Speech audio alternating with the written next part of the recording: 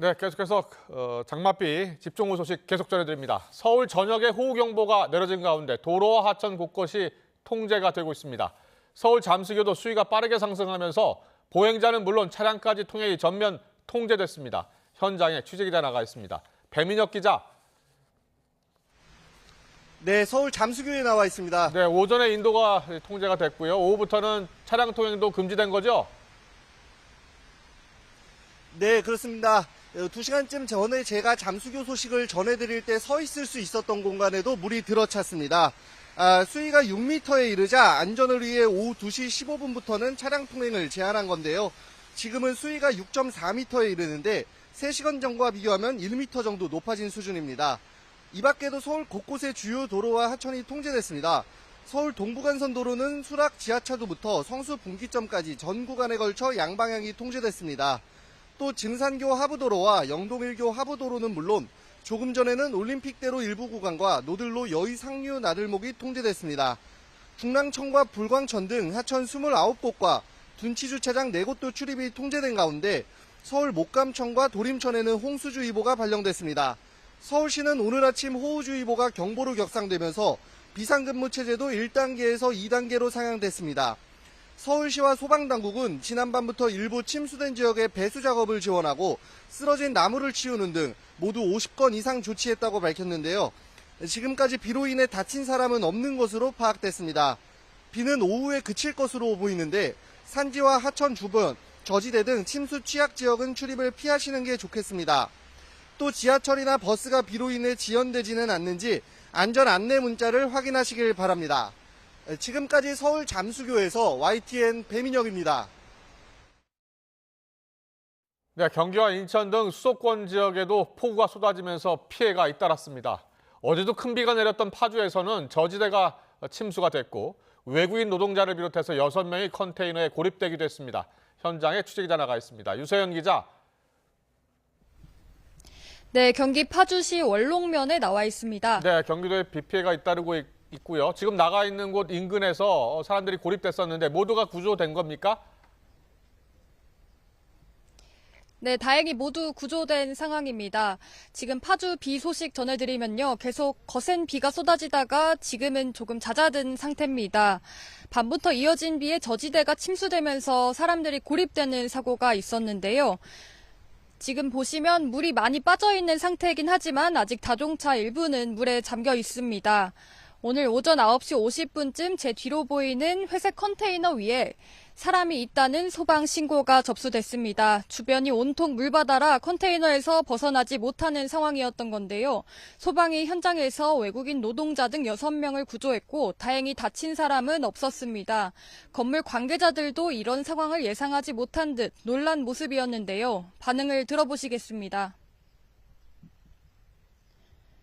아침 출근해서 이렇게 됐는지 알았고 몰랐어요. 사람 있는 줄을 몰랐다니까. 오늘 파주 등 경기 북부 지역에는 시간당 70mm 정도의 아주 강한 비가 쏟아졌습니다. 이에 파주, 연천 등에서는 새벽 시간대 호우 긴급 재난 문자가 발송되기도 했습니다. 오늘 비 피해 관련 신고는 경기 북부 소방에는 오후 3시 기준 326건 접수됐는데요. 소방당국은 다행히 인명피해가 있는 신고는 없었다고 밝혔습니다. 폭우로 지하철 운행이 멈추기도 했습니다. 지하철 경원선 덕정역에서 연천역, 경의중앙선은 문산에서 임진강역까지 열차 운행이 중단됐습니다. 파주시 문산읍과 적성면에서는 도로 일부가 산사태에 휩쓸려 유실되는 등 피해가 속출하고 있습니다. 용인시 서천 생태공원도 물에 잠겼고 양주시에는 무너진 옹벽이 주택을 덮치는 사고도 있었습니다. 경기 북부 일대는 오늘 오후까지 빗줄기가 이어질 것으로 보입니다. 산지와 하천 주변, 저지대 등 침수 취약 지역에는 접근하지 않도록 하시고 비 피해 없도록 유의하셔야겠습니다. 지금까지 경기 파주시 월롱면에서 YTN 유서연입니다. 네, 경기 북부 일대에 많은 비가 내리면서 임진강과 한탄강 일대에는 홍수특보가 발령됐습니다. 이런 가운데 북한이 사전 통보 없이 임진강 상류 환강댐에서 물을 내보낸 징후도 포착이 됐습니다. 북한에 인접한 경기 연천군 군남댐에 YTN 취재기자 나가 있습니다. 임혜진 기자. 네, 저는 군남댐에 나와 있습니다. 군남댐은 임진강 수위를 조절하는 곳인데요. 지금 상황은 어떻습니까? 네, 오전에는 굵은 빗줄기가 떨어지기도 했지만 지금은 거의 비가 내리지 않아 소강 상태에 접어든 모습입니다.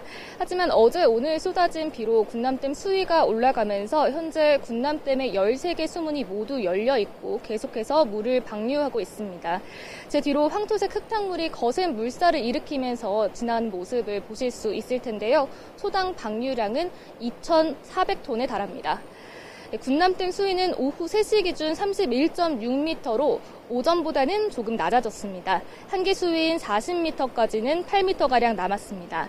군남댐 방류량을 결정하는 임진강 하류 필승교의 수위도 오후 1시 4.2m까지 계속 오르다가 오후 3시에는 4.05m로 소폭 떨어졌습니다. 이런 가운데 북한이 밤사이 임진강 상류 환강댐에서 물을 방류한 징후가 포착됐습니다. 오늘 새벽 3시쯤 촬영된 위성 영상에서 하천폭이 증가한 모습이 발견된 건데요. 환경부는 환강댐에서 방류가 이뤄진 것으로 추정된다며 군부대와 지자체 등 관계기관과 상황을 공유하고 비상 대응 체계를 가동하고 있습니다. 지난 2009년 북한의 무단 방류로 임진강 하류에서 인명피해가 발생하자 남북이 환강댐 방류 시 사전 통보하기로 합의했지만 북한은 지난 9일에 이어 이번에도 사전 통보 없이 환강댐을 방류한 것으로 파악됐습니다. 환강댐에서 물을 내보내기 시작하면 7시간에서 8시간 안에 이곳 군남댐을 거쳐 임진강 하류에 도달하게 됩니다. 현재까지 환강댐 방류량이 많지는 않은 것으로 추정되지만 임진강과 한탄강 일대에 홍수특보가 내려져 안심할 수는 없습니다. 현재 경기 파주시 만장교와 동두천시 송천교, 가평군 대보교에는 홍수경보가, 포천시 포천대교와 파주시 비룡대교, 연천군 사량교 등에는 홍수주의보가 발령됐습니다. 하천 수위 상승과 범람에 따른 홍수 피해가 우려되므로 하천 주변에는 접근하지 않도록 주의하셔야겠습니다. 지금까지 경기 연천군 군남댐에서 YTN 임혜진입니다. 강원 영서 북부 지역에도 비가 많이 내리고 있습니다. 북한강 수계댐은 수위 조절을 위해 어제부터 수문을 열어 방류량을 늘리고 있는데요. 댐 하류, 강과 호수 수위가 높아져 인접 저지대 주민들은 각별한 주의가 필요해 보입니다. 취재기자 연결하겠습니다. 홍성욱 기자. 네, 춘천댐 앞에 나와 있습니다. 네, 강원 지역에 비가 많이 내리고 있죠. 어제보다 수문을 더 열었다고요? 네, 그렇습니다. 조금 전까지만 해도 정말 굵은 장대비가 쉴 새 없이 쏟아졌는데 지금은 다행히 빗줄기가 많이 가늘어진 상태입니다. 제가 나와 있는 곳이 북한강 상류 춘천댐 앞이라고 말씀을 드렸는데요. 어제 정오부터 수문 2개를 열었는데 지금 현장을 좀 확인해 보니 수문을 모두 7개를 열었습니다. 추가로 5개의 수문을 더 연 건데요. 초당 1,000톤이 넘는 물을 방류하고 있습니다. 호수로 유입되는 빗물의 양이 계속 늘고 있어 수위가 점점 오르고 있습니다. 강과 호수 주변 저지대에 거주하시는 분들은 각별한 주의가 필요합니다. 현재 이곳 춘천과 화천, 홍천 등 강원 영서 지역 대부분에 호우특보가 내려져 있습니다. 내린 비의 양도 상당합니다. 철원 지역에만 어제부터 400mm에 가까운 비가 쏟아졌고 춘천과 화천, 홍천 지역에는 200mm 안팎의 폭우가 내렸습니다. 네, 비 피해도 잇따르고 있죠. 집계된 게 있습니까? 네, 그렇습니다. 춘천과 철원을 잇는 국도 5호선 일부가 무너져 내렸습니다. 계속된 장맛비에 지반이 많이 약해져 있는 상태인데요. 도로 일부가 절벽 아래로 떨어져 나간 겁니다. 현재 긴급 보수 작업이 한창입니다. 도로 꺼짐 사고가 발생한 건 오늘 오전 11시 10분쯤입니다. 당시 춘천에는 시간당 20mm 정도의 강한 폭우가 내렸습니다. 당시 도로를 지나는 차량은 없어 다친 사람은 없었지만 도로 10m 정도가 무너져 내렸고 전신주 2개도 함께 쓰러졌습니다. 계속된 장맛비로 지반이 많이 약해져 있는 상태입니다. 도로 침하나 산사태 위험도 갈수록 커지고 있습니다. 산간 지역 거주하시는 분들이나 산지 주변 도로 운전하시는 분들은 더욱 주의하셔야겠습니다. 기상청은 오늘 밤까지 시간당 30에서 60mm의 강한 비가 강원 지역 곳곳에 내릴 것으로 예보했습니다. 비 피해 없도록 계속 점검하셔야겠습니다. 지금까지 강원도 춘천에서 YTN 홍성욱입니다. 충남 당진에는 오늘 하루에만 170mm 이상의 폭우가 쏟아졌습니다. 시장에 차오른 물이 하천으로 빠져나가지 못하면서 집기류가 물에 잠기고 물고기가 폐사하기도 했는데요. 현장에 나가 있는 취재기자 연결하겠습니다. 김기수 기자. 네, 당진 전통시장에 나와 있습니다. 네, 그곳이 침수 피해가 발생한 곳이죠. 현재 상황 어떻습니까?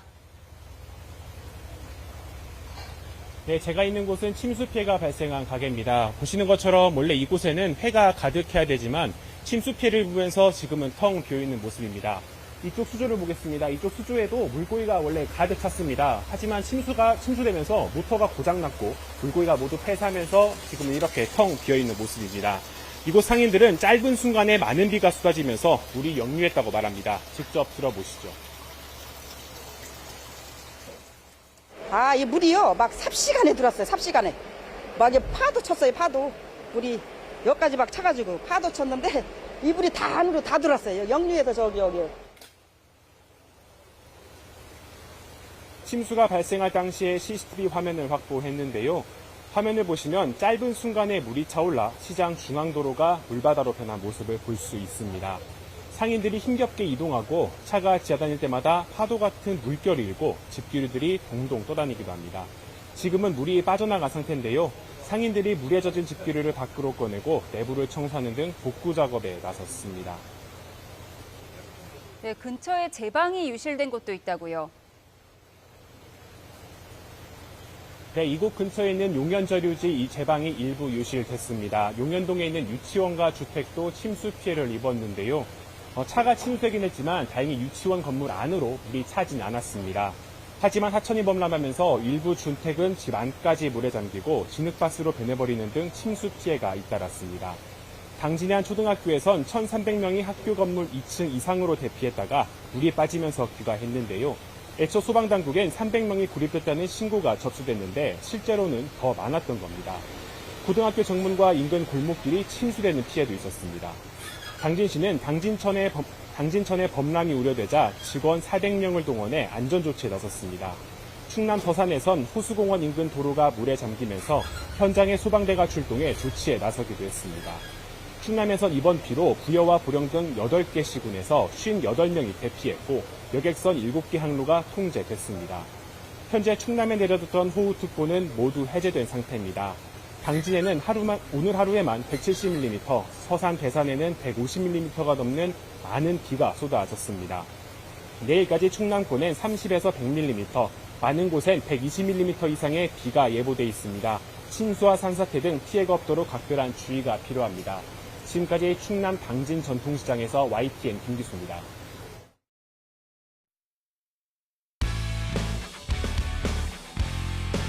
원전의 본산, 유럽에 우리 원전을 수출하는 교두부가 마련되었습니다.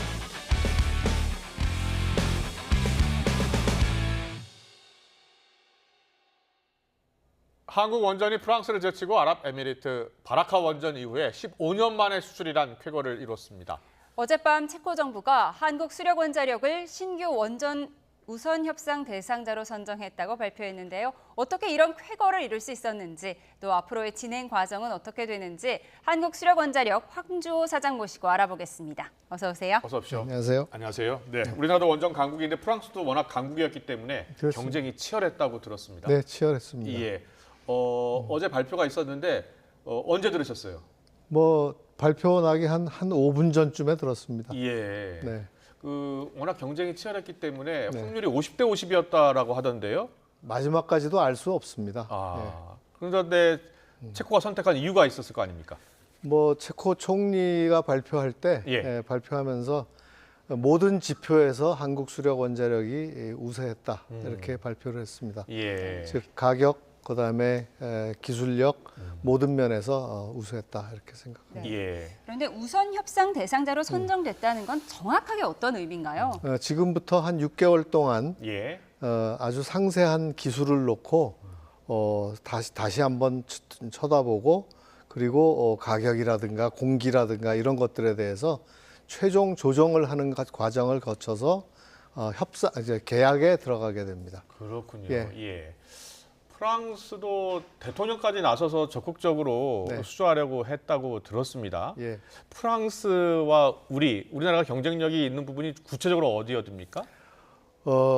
기술적으로 보면 건설 기간을 저희가 예정된 기간을 잘 맞추고요.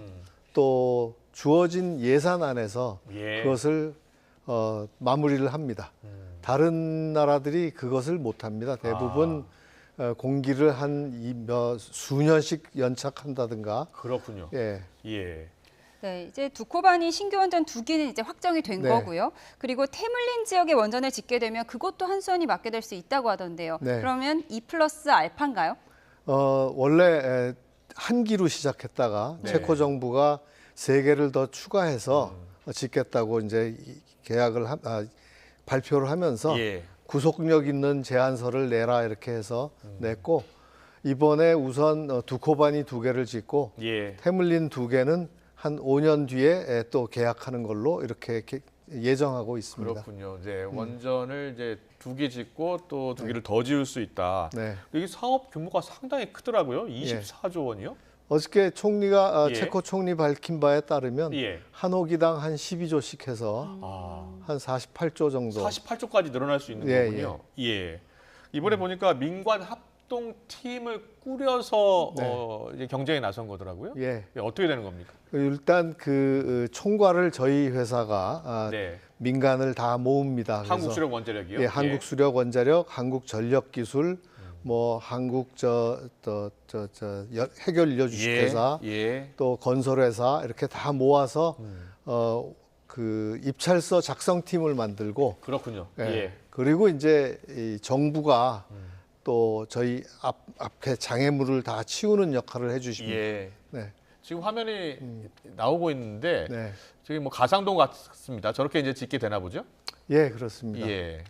네, 이렇게 수주권을 따냈고 앞으로의 진행 과정이 궁금해요. 앞으로 네. 어떻게 진행되고 어떤 일을 하게 되는지 설명해 주시죠. 지금부터 90일 이내에 예. 그 업데이티드 비드 그래갖고 아주 상세한 기술 서류들을 냅니다. 네, 네. 그 서류를 가지고 또 한 3개월 동안 아주 상세한 협의 조정 과정을 거쳐서 네. 내년 3월쯤에 계약을 하게 되고, 아, 그걸 거치고 나면 이제 인허가 절차를 시작합니다. 그렇군요. 건설 허가를 한 29년까지 받고, 예. 29년 착공, 36년 준공입니다. 아, 네. 36년 준공이다. 네. 그럼 이제 12년 네, 정도 남았네요. 예. 그 공기를 잘 맞출 수 있다는 거 아니에요? 그렇습니다. 예. 연관 산업 발전에도 큰 도움이 될 것이다라고 하더라고요. 좀 구체적으로 설명해 주실래요? 예전에 예. 저희 아랍에미레이트에 수출했을 때도 바라카요? 이제 그때도 연관 산업에 대한 그 효과를 보면 예. 그 일자리 창출이 한 10만 개, 10만 개요? 예. 그리고 그 경제 효과는 예. 뭐 저 대형 유조선 40척, 아. 뭐 그리고 이 스마트폰 예. 한 250만 대, 예. 이 정도에 해당하는 그 경제 효과가 있다 이렇게 되어 있습니다. 그렇군요. 예. 원전이 처음 시작된 나라는 영국이었죠. 영국입니다. 네, 그런 의미에서 이제 유럽은 원전의 본산지로 불리는데 네. 그쪽에서도 의미가 더 큰 것 같아요. 그렇습니다. 그 중앙 유럽으로 이제 진출하면서 예. 앞으로 유럽이 이 원자력을 필요로 하는 나라들이 많아졌습니다. 예. 전력 수요가 그 AI라든가 반도체라든가 이런 걸로 해서 급증하는 바람에 많은 나라들이 지금 원자력으로 돌아서고 있고, 그리고 석탄 화력을 다 폐지하기 위해서 그것을 대체하는 수단으로 재생에너지와 원자력을 이제 고민하고 있습니다. 그렇군요. 우크라이나 전쟁 이후에 이 원자력 수요가 더 늘어나고 있다라고 하던데 맞습니까? 그렇습니다. 예. 러시아로부터 공급받던 가스를 아. 공급을 중단하게 되면서 예. 가스 발전이라든가 석탄 화력은 또 기후 변화 때문에 다 폐지를 해야 되고, 그렇군요. 그러면 대체할 수 있는 에너지원이라는 게 재생에너지와 원자력밖에 없습니다. 예. 그 오늘 아침 모든 언론들이 잭팟을 터뜨렸다는 표현까지 하던데 어떤 점에서 그렇습니까? 이건 뭐 아까 말씀드린 바와 같이 12년 그리고 만약에 추가 알파 그 2기까지 더 지으면 거의 한 15년 이상을 가는 사업입니다. 그래서 저희 그 원자력 산업계라든가 관련 기계 산업, 전자 산업 이런 데서 다 그 전방 후방 효과가 발생하게 됩니다. 그렇군요. 전자산업까지도요. 그 요즘은 이제 원자력 발전소를 지어도 디지털 트윈이라 그래갖고 완벽하게 그 디지털로 이원화를 해놓습니다. 그래서 발전소가 돌아가고 있으면 방 안에 앉아서 그 디지털 트윈을 보고 네. 진단하고 또 확인을 하는 그런 절차를 거칠 수 있기 때문에 그 전자와 이런 것들이 다 결합이 됩니다. 그렇군요. 네. 예. 이번 분석 기사를 보면 이번에 우리나라가 안전성 면에서 높은 점수를 받았다고 네. 하던데요. 어떤 점에서 경쟁력이 있는 건가요? 저희 이 설계는 이번에 그 유럽 그 원자력 사업자 협회의 인증을 받은 설계입니다. 그 인증을 받기는 그렇게 쉽지가 않습니다. 그러나 저희가 한 2022년 초부터 시작해서 네. 그 인증을 받았죠. 네. 구체적으로 안전 인증 과정이 어떻습니까? 어떤 부분을 가장 주목해서 보는 겁니까? 그 후쿠시마 사고 이후에 예. 여러 사고 가능성이라든가 사고 대처 설비 그리고 이것이 자동으로 이렇게 그 사고를 줄일 수 있는가 이런 확률들을 다 계산을 하게 됩니다. 그렇군요. 예. 이번 원전 수주로 추가 원전 수주 가능성이 높아졌다라고 이야기 네. 많이 하더라고요. 네. 지금 유럽을 비롯해서 각국에서 지금 원전 추가 수주를 할 계획입니까? 네, 아까 말씀드린 바와 같이 아주 급증하는 전력 수요 때문에 네덜란드, 그다음에 스웨덴, 핀란드, 이태리, 전부 그리고 영국도 마찬가지입니다. 아 그래요? 우리나라 계속해서 경쟁 입찰에 참여할 예정이고요. 예, 그렇습니다. 알겠습니다. 이제 앞으로 과정이 좀 남아 있긴 합니다만. 그 완벽하게 계약이 체결되는 시점은 그럼 6개월 뒤가 되는 겁니까? 예, 6개월 뒤입니다. 내년 3월에 계약하게 되어 있습니다. 내년 3월에요? 네. 예. 그 과정에 뭐 어려운 점은 혹시 없고요? 이제까지의 과정보다는 훨씬 쉽지 않을까 생각합니다. 네. 어떤 점에서요? 이제까지의 과정은 이렇게 이 안개 속을 그 문제지만 보고서 그 답안지를 쓰는 일이라면 이제 답안지를 놓고 문제를 낸 사람과 함께 그것을 어떻게 하면 더 잘 푸는가에 대해서 협의하는 과정이기 때문에 그렇군요. 보이는 길을 놓고 일을 한다 생각합니다. 알겠습니다. 연관산업 발전까지 생각하면 앞으로도 또 추가 수주 가능성까지요. 그리고 최대 48조 원 규모까지 된다고 하니까 많은 기대가 됩니다. 사업 수주 성공 축하드리고요. 앞으로도 더 많은 수주 그리고 원자력산업 발전에 기여를 해주셨으면 좋겠습니다. 오늘 말씀 여기까지 듣겠습니다. 한국수력원자력 황조 사장 모시고 들어봤습니다. 잘 들었습니다. 네, 감사합니다.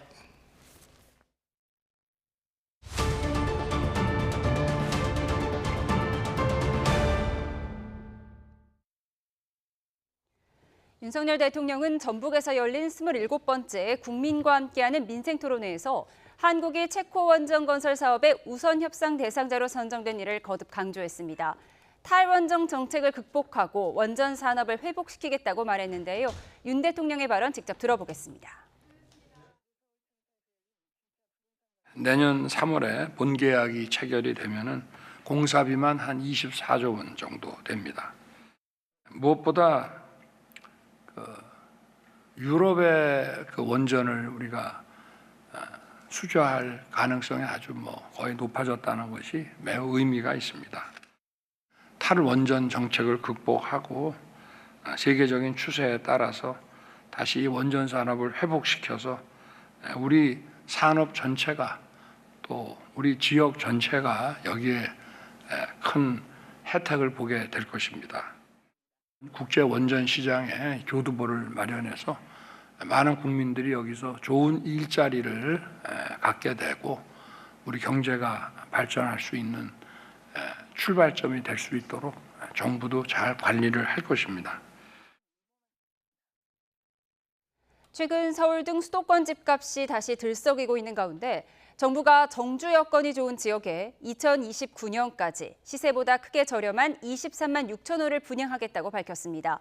또 다음 달에는 추가 주택 공급 확대 방안을 발표할 거라면서 필요하다면 특단의 조치를 취할 것임을 강조했습니다. 취재 기자 연결하겠습니다. 이승은 기자. 네, 이승은입니다. 네, 최근에 수도권 집값 상승세가 심상치 않자 정부가 10달 만에 부동산 관계장관 회의를 열었는데요. 어떤 메시지가 나왔습니까? 네, 최상목 부총리 겸 기획재정부 장관은 오늘 정부 서울청사에서 열린 부동산 관계장관회의에서 청년이나 무주택 서민이 안심할 수 있도록 주택 공급을 확실하게 늘릴 것이라고 강조했습니다. 최 부총리는 정주 여건이 우수한 3기 신도시 등을 중심으로 시세보다 크게 저렴한 수준으로 오는 2029년까지 23만 6천 호를 분양할 것이라고 밝혔습니다. 또 올해 하반기 그린벨트 해제 등을 통해 수도권 신규 택지도 2만 호 이상 추가 공급할 것이라고 말했습니다. 전세 시장 안정을 위해서는 공공매입 임대주택을 당초 계획된 12만 호보다 적어도 1만 호 이상 추가 공급하고 특히 5만 4천 호를 올해 하반기 수도권에 집중 공급한다고 강조했습니다. 신축 소형 비아파트 구입 시 세제 지원, 주택 청약 시 무주택으로 인정되는 소형주택 범위 확대 등을 통해 민간의 공급 확대도 유도할 것이라고 언급했습니다. 가계부채 하향 안정화 기조도 강화해서 9월 예정된 스트레스 DSR 2단계를 차질 없이 시행하고 필요시 건전성 규제 강화 방안도 강구할 것이라고 밝혔습니다. 최 부총리는 주택가격 상승이 투기적 수요로 이어지지 않도록 점검반을 가동해서 시장 교란 행위를 단속하고 탈루세액을 추징하겠다고 강조했습니다. 또 시장 과열이 나타난다면 특단의 조치도 강구하겠다며 관계부처 차관급 TF를 매주 가동할 것이라고 밝혔습니다. 정부는 올해 들어 5월까지 전국 아파트 착공이 9만 2천 가구로 지난해 같은 기간보다 50.4% 늘었고 준공 물량도 늘었다고 설명했습니다. 그러면서도 추가 공급 확대 방안을 다음 달 중에 발표할 예정이라고 밝혔습니다. 지금까지 YTN 이승현입니다. 동성 커플에게도 건강보험 피부양자 자격을 인정해야 한다는 대법원의 판단이 나왔습니다. 민법상 인정되지 않는 동성 커플의 법적 권리를 일부나마 인정한 첫 판결인데요. 자세히 알아보겠습니다. 김다연 기자. 네, 김다연입니다. 네, 자세한 선고 내용 전해주시죠. 네, 대법원은 오늘 소성옥 씨가 국민건강보험공단을 상대로 피부양자 자격을 인정해달라며 제기한 행정소송에서 원고 승소로 판결한 원심을 확정했습니다. 대법원은 사실혼 부부와 달리 동성 커플에게만 피부양자 자격을 인정하지 않는 것은 성적 지향을 이유로 본질적으로 같은 집단을 차별하는 행위라고 봤습니다. 또 제도의 본질을 고려하면 동성 커플을 사실혼 부부와 다르게 취급할 이유가 없다며 피부양자 자격을 인정하지 않는 건 인간의 존엄과 가치, 행복 추구권 등을 침해한 처분이라고 판단했습니다. 다만 오늘 판결이 동성혼 자체를 인정한 건 아닙니다. 대법원은 동성 커플을 사실혼 관계에 준해서 피부양자로 인정하는 문제와 민법이나 가족법상 배우자의 범위를 확정하는 문제는 다른 국면에서 논의할 수 있다고 밝혔습니다. 소 씨는 지난 2019년 동성 배우자 김용민 씨와 결혼식을 올리고 이듬해 2월 김 씨의 건강보험 피부양자로 등록했지만 피부양자 인정 조건에 부합하지 않는다는 이유로 보험료를 내야 한다는 처분을 받았습니다. 이에 대해 소 씨는 실질적인 혼인관계인데도 동성이라는 이유로 건강보험 피부양자 자격을 박탈하는 것은 제도 목적에 어긋난다며 행정소송을 제기했습니다. 1심은 소 씨의 청구를 기각했지만 항소심은 두 사람이 2017년부터 동거하는 등 사실혼 부부와 본질적으로 다르지 않다며 원고 승소로 판결했습니다. 지금까지 대법원에서 YTN 김다연입니다. 정부가 하반기 전공의 모집때 지역 응시 제한을 없애기로 했습니다. 김국일 보건복지부 보건의료정책관은 수련병원이 한 명이라도 더 많은 전공의를 고용할 수 있도록 오는 22일 시작하는 하반기 모집에서 지역 응시 제한을 두지 않겠다고 밝혔습니다. 이에 따라 지역병원에서 수련을 받다가 사직한 전공의가 서울 대형병원으로 복귀해서 수련받을 수 있게 됐습니다. 정부는 또 군 미필 전공의는 의무사관 후보생으로 등록돼 있어 미복귀 시 입대 절차를 밟게 되는데 한꺼번에 군의관이나 공보위로 갈 수 없어 1년 이상 기다리는 경우가 생길 수 있다고 강조했습니다. 국민의힘 한동훈 당대표 후보가 과거 나경원 후보에게서 패스트트랙 사건 공소를 취소해달라는 부탁을 받았다고 폭로한 건 신중하지 못했다고 사과했습니다. 야당은 내일 윤석열 대통령의 탄핵 청원 청문회를 앞두고 증인 출석을 압박하고 있습니다. 취재기자 연결하겠습니다. 나혜인 기자. 네, 국회입니다. 네, 한동훈 후보가 결국 사과했는데요. 오늘도 방송 토론회가 예정돼 있죠? 네, 국민의힘 당권 주자들은 오늘 밤 5번째 방송 토론회에서 또 한 번 맞붙습니다. 과열된 당권 싸움을 우려하는 목소리가 잇따르는 가운데 한동훈 후보는 어제 토론회에서 언급한 나경원 후보의 공소 취소 부탁 요청은 사전에 준비되지 않은 말이었다고 사과했습니다. 법무부 장관 시절 왜 민주당 이재명 전 대표를 구속하지 못했느냐는 질문에 답하는 과정에서 신중하지 못했다며 패스트트랙 사건으로 고생하는 분들을 헐뜯으려는 건 아니었다고 부연했습니다. 조건 없이 사과한 겁니다. 저 설명드리는 과정에서 예시로서 든 거였는데요. 준비 안 된 상태에서. 사실 저도 말하고 아차 했거든요. 이게 이 얘기를 괜히 했다라는 생각을 했었어요. 한 후보가 하루 만에 사과를 택한 건 당장 내일부터 시작되는 당원 투표는 물론 이번 폭로가 전당대회 이후 후유증을 남길 수 있다는 당내 비판과 우려를 의식한 것으로 보입니다. 실제 야당은 여당 전당대회 과정에서 불거진 여러 의혹을 수사해야 한다고 목소리를 높이고 있습니다. 나경원 후보를 비롯한 상대 후보들은 일제히 한동훈 후보가 야당에 공격할 빌미를 주고 있다고 비판했습니다. 해야 될 말과 하지 말아야 될 말, 이런 부분에 대한 분별이 없는 것 같습니다. 좌충우돌하는 것 아닌가 이렇게 보고. 동지의식이 없는 그리고 그런 훈련이 안 돼 있는 분이 과연 이 당을 맡아 나갈 수 있을까? 선은 이제 좀 넘지 않았나. 그래서 이걸 가지고 자꾸 왈가왈부 하는 것보다 자중자애했으면 하는 그런 바람입니다. 네, 국회에서는 내일 윤 대통령 탄핵 청원 청문회가 열리죠. 준비 상황 전해주시죠. 네, 국회 법제사법위원회 소속 야당 의원들이 최상병 1주기를 맞아 대통령실의 수사 외압 의혹을 주제로 청문회를 준비하고 있습니다. 민주당 박찬대 원내대표는 100만 명 넘는 국민이 대통령 탄핵 청원에 동의했고 국회법에 따라 적법하게 여는 청문회라며 채택된 증인들은 반드시 출석해야 한다고 강조했습니다. 야당은 지난달 특검법 입법 청문회 이후 임성근 전 해병대 사단장의 구명 로비 의혹 등 새로 확인할 내용이 많이 생겼다며 진상규명을 벼르고 있습니다. 반면 여당은 애초 탄핵 요건에 부합하지 않는 청원 사유로 청문회를 여는 것 자체가 위법 부당하다고 주장하고 있습니다. 대신 여당 지도부는 오전에 공수처를 찾아 외압 의혹 수사를 조속히 끝내달라고 요청했습니다. 다만 당내에선 야당 단독으로 청문회를 열었을 때 일방적인 공세를 우려해 일단 참석해서 대응은 해야 하는 게 아니냐는 목소리도 나오고 있습니다. 지금까지 국회에서 전해드렸습니다.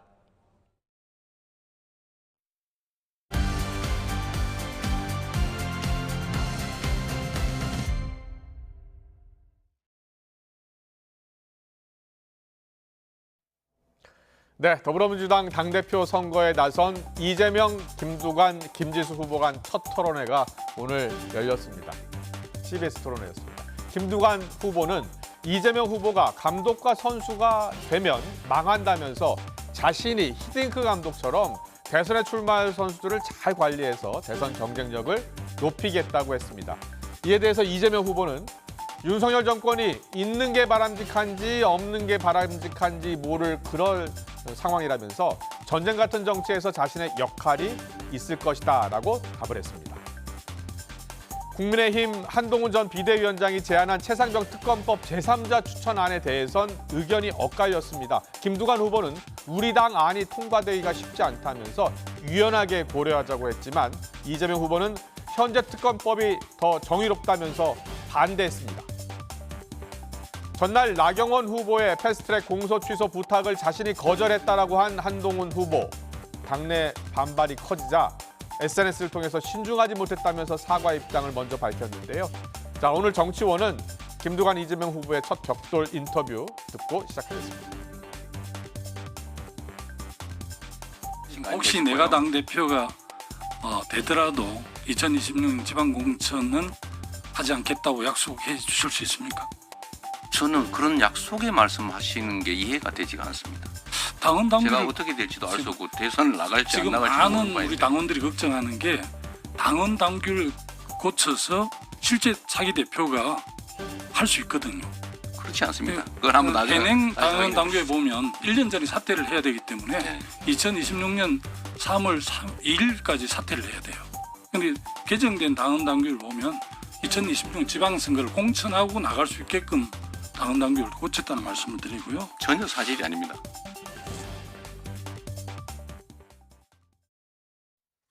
네, 오늘의 정치원 시작합니다. 오신환 전 국민의힘 의원, 송갑석 전 더불어민주당 의원과 함께 분석해 드리겠습니다. 어서 오십시오. 안녕하세요. 예, 안녕하세요. 네, 어서 오십시오. 오늘은 민주당 이야기부터 해보겠습니다. 민주당 전당대회도 8월 18일 날 열립니다. 이제 당권 후보들 간 토론회가 오늘 처음 열렸고요. 자, 이재명 후보, 김정은 후보가 격돌을 했는데 잠깐 제가 보여드렸잖아요. 네네. 지방선거 공천권 이야기가 나왔어요. 김두관 후보는 이재명 후보가 공천하려고 하는 거 아니냐라고 했더니 그럴 리 없다는 겁니다. 누구 말이 맞는 겁니까?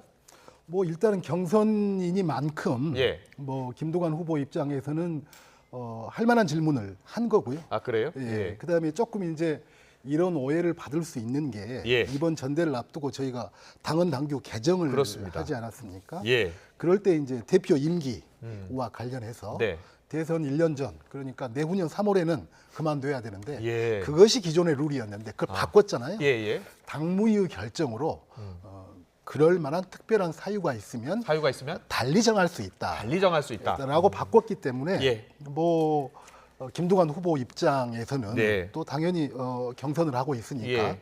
뭐 당연히 질문할 만한 질문을 좀 했다라고 생각을 합니다. 이재명 후보는 왜 그런 상상을 하는지 이해가 안 된다. 공천할 수 없다. 이렇게 얘기하던데요. 근데 이제 당헌 당규를 바꿔놔 버렸으니까. 당헌 당규가 바뀌고 나면 공천도 할 수 있는 겁니까? 그러니까 그런 상황에 따라서는 이전 당헌 당규로는 네. 무조건 3월에는 당 대표가 그만둬야 되는데 예. 만약에 대선 후보를 예. 나간다면 예. 그러지 않으면 상황에 따라서는 임기가 더 연장될 수도 있는 거기 때문에 그렇군요. 네. 예. 그런 소지는 어쨌든 안고 있는 겁니다. 알겠습니다. 네. 자, 오신환 전 의원은 어떻게 보세요? 그 공천권 지방 네네. 선거 공천권을 만약에 이재명 후보가 대표가 된다면 행사할 것 같습니까?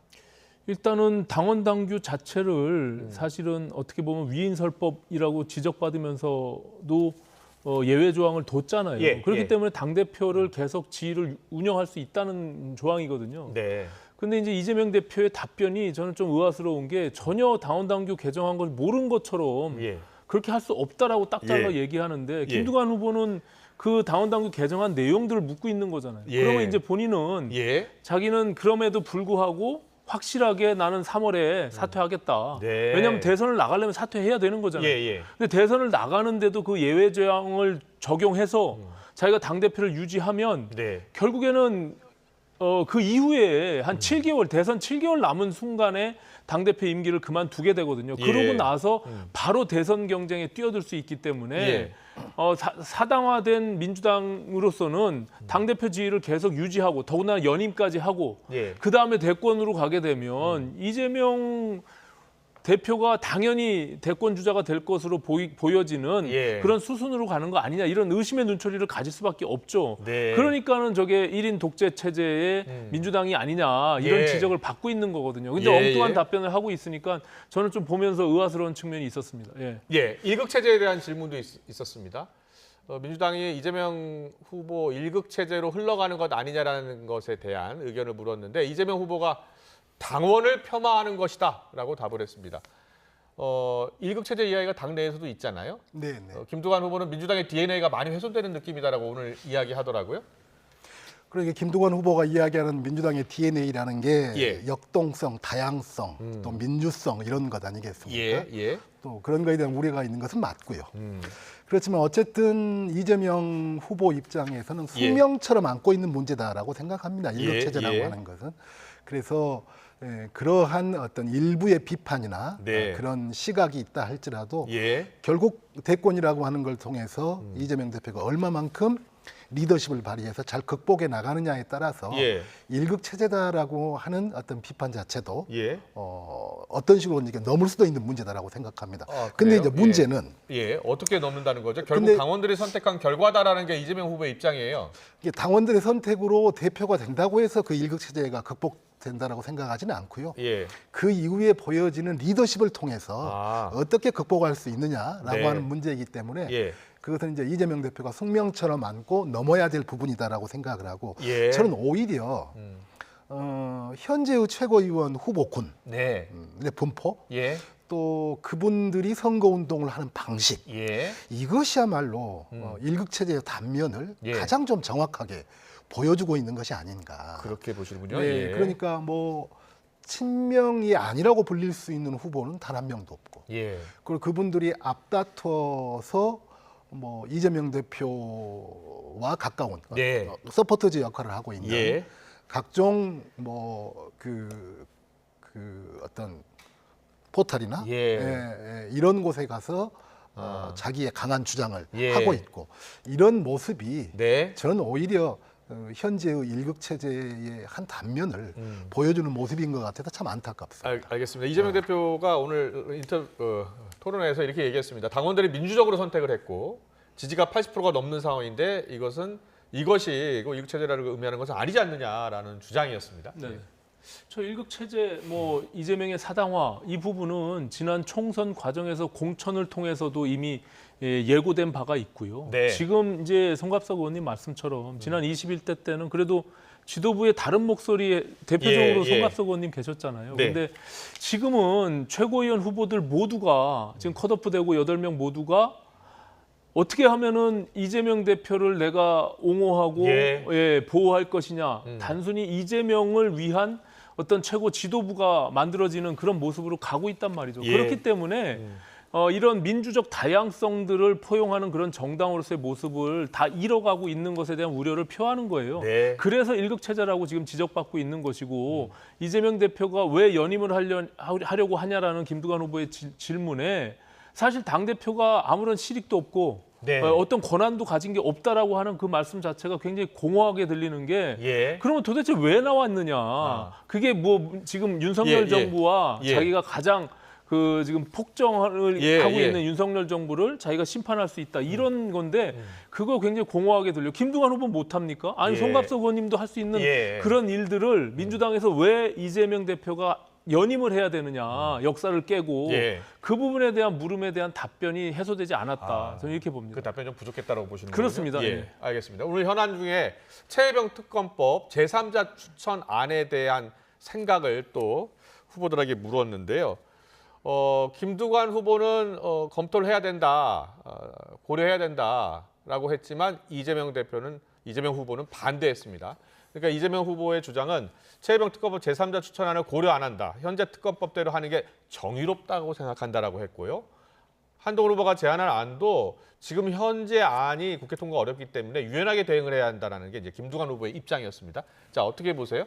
저는 뭐 결론적으로 이야기하면 결론적으로 김두관 후보의 입장으로 해야 하지 않을까라고 생각을 합니다.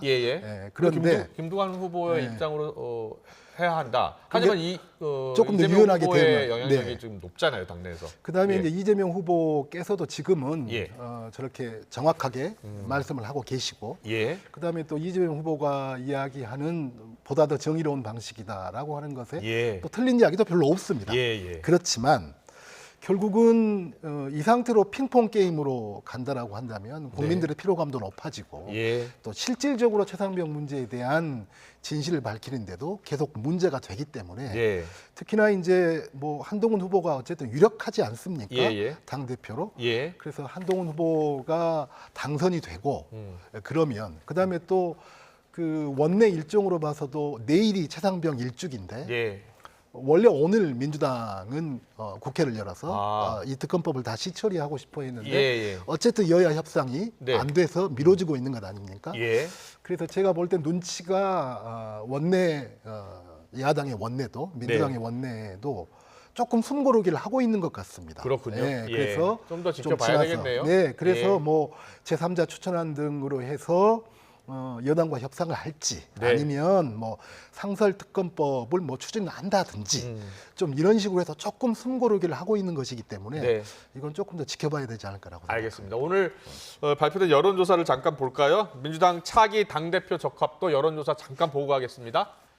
네, 민주당 차기 당대표 적합도 지지층 대상으로 봤을 때요. 이재명 대표 84, 김두관 7, 또 김지수 후보 1.4, 지지 후보 없음 4.9 이렇게 나왔습니다.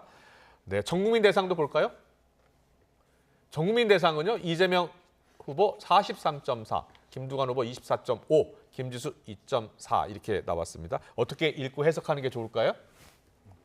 뭐 우리가 예측했듯이 당원이나 지지자 쪽에서는 뭐 압도적이죠. 이재명 전 대표가. 예. 그다음에 지금 이제 차기 당대표 적합도 전 국민 대상으로 해서는 저렇게 나오는데요. 네. 우리 당의 그 국민을 대상으로 한 여론조사 방식이 여론조사 방식이 우리 당을 지지하거나 혹은 무당층이거나 이렇게 돼 있거든요. 그러다 보니까 국민을 대상으로 하는 30%가 그 반영이 되는 그렇습니다. 일반 국민 여론조사 30% 비율이 반영됩니다. 반영되는 거기에서도 지금 조사되는 것보다는 이재명 대표의 지지도가 훨씬 더 나올 가능성이 좀 높다고 생각합니다. 그래서 아마도 2년 전에 77.77%인가요? 이렇게 받았었는데 뭐 그와 유사한 정도의 그 정도 지지를 나올 것 같다. 뭐 받지 않을까 이렇게 생각합니다. 참고로 2년 전 민주당 전당대회에서 이재명 후보는 77.8% 기록을 했었습니다. 알겠습니다. 그런데 보니까 지금 이재명 후보 지지층 그러니까 민주당 지지층 가운데 10명 중 8명이에요. 네네. 뭐 경선 룰을 보니까 60% 당심이거든요. 70% 당심이요. 네. 그러면은 이재명 후보가 유리하고 또 당선될 가능성이 높은 거 아니에요? 뭐 거의 뭐 확정적이죠. 사실은 뭐 이게 과연 대항할 수 있는 후보가 나올 거냐 말 거냐 이런 것에 대한 고민이 있었던 민주당으로서는 어쨌든 김두관 후보가 참전함으로 인해서 그래도 그 부분에 대한 한숨을 좀 돌린 측면이 있는데 이제는 너무 많이 안 나오면 또 걱정인 민주당의 입장입니다. 그래서 거의 90%에 육박하는 그 이재명 후보의 지지가 나올 경우 우리가 1급 체제라고 하고 사당하라고 얘기하는 것이 분명히 입증되는 그 순간이 나타날 겁니다. 근데 결국엔 그렇다면 이 이재명이 없는 만약에 사법 리스크로 인해서 이재명이 없는 민주당의 경우는 어떻게 될 것이냐 이런 고민들도 이제 깊어질 수밖에 없는 것이죠. 그리고 이게 어떤 다양한 목소리를 포용하지 못하는 그런 어떤 일방적인 민주당의 모습 속에서 과연 중도층이 민주당을 어떻게 바라볼 거냐 이런 측면에서 사실상 지금 상당수 총선 이후에 지지율이 빠지고 있는 것들이 보이지 않습니까? 그렇기 때문에 저는 그런 고민의 깊이도 더 깊어질 수밖에 없는 오히려 어떻게 보면은 이번 전당대회를 통해서 이재명의 1급 체제를 완전체로 만들게 되는 최고위원들 포함한 그런 모습으로 갔을 때에 오히려 더 위기감을 느낄 수밖에 없는 그런 민주당이 될 것이다. 저는 이렇게 보여집니다. 알겠습니다. 잘 들었습니다. 계속해서 국민의힘 전당대회 소식 넘어가겠습니다.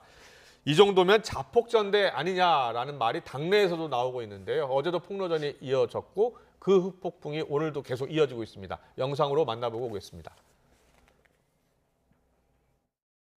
나 의원님께서 저에게 본인의 그 패스트트랙 사건 공소 취소에다가 부탁하신 적 있으시죠? 그런 식으로 저희가 구체적 사안에 개입할 수 없습니다. 법무부 장관은.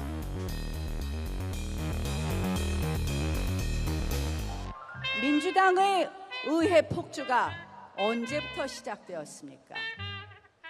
2019년 공수처법과 연동형 비례제의 선거법을 패스트트랙에 태우면서부터입니다. 빠루를 들고 문을 뜯으며 달려드는 민주당에게 맨몸으로 맞섰습니다, 여러분. 당연히 공소 취소했어야 될 사안입니다. 공소 취소는커녕 공소 취소 부탁이라고 이야기합니다. 보수 정권 후보 맞습니까? 당대표 후보 맞습니까? 한 후보의 입 리스크 새로운 위험으로 등장했습니다.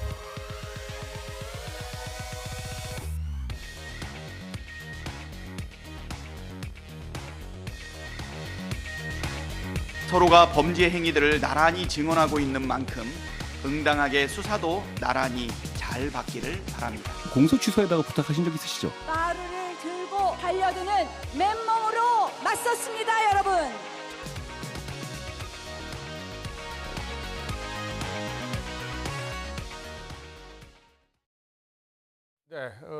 최근까지는 이제 한동훈 후보의 법무장관 시절 댓글팀 운영 의혹으로 공방이 있었는데 어제 나온 저 발언으로 지금 나경원 후보와 충돌하고 있습니다. 나경원 후보 주장은 헌법과 법치를 바로 세워달라는 차원에서 공소 취소를 했다. 그런 부탁을 왜 모르느냐라고 했고 거기에 대해서 한 후보가 오늘 아침에 바로 신중치 못한 부분 죄송하다라고 했어요.